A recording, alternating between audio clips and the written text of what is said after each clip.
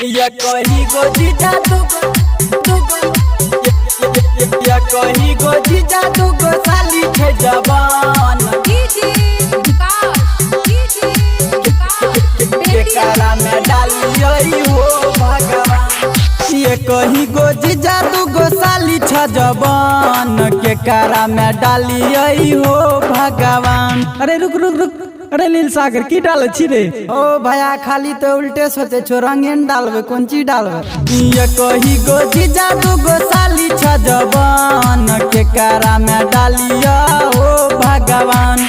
देख में लागे ब्यूटीफुल हो केकरा के करिए कबूल हो, दोनों छल गईन ध्यान। ये कही गो जीजा दुगो साली छ जवान केकरा में डालियो हो भगवान।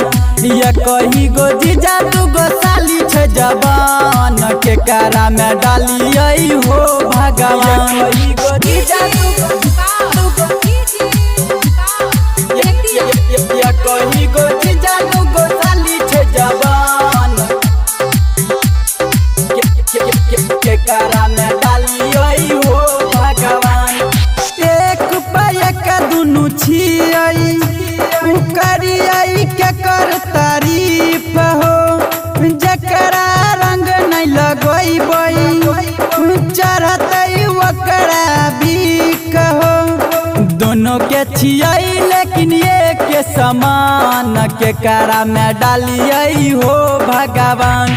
ये कही गो जीजा दुगो साली छ जवान केकरा में डालियो हो भगवान। ये कही गो जीजा दुगो साली छ जवान केकरा में डालियो हो भगवान। ये कही गो जीजा दुगो ये कही गो जीजा दुगो साली छ जवान केकरा में डालियो हो भगवान। केकरा से दूरी बनाइयो केकरा से रहियो पास, होली में कौन साली के घोटाई रंग के रस। असू बदलिल सागर पर रखने छे ध्यान केकरा में डालियो हो भगवान।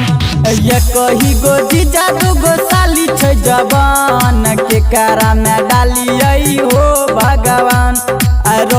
नील सागर पर रखने छे ध्यान केकरा में डालियो हो भगवान। लागे छे ब्यूटीफुल हो केकरा के करिए कबूल हो, दोनों लगैने छे हमारे पर ध्यान। ये कही गो जीजा दुगो साली छ जवान केकरा में डालियो हो भगवान। रिकॉर्डिंग स्टूडियो सलखुआ बजा।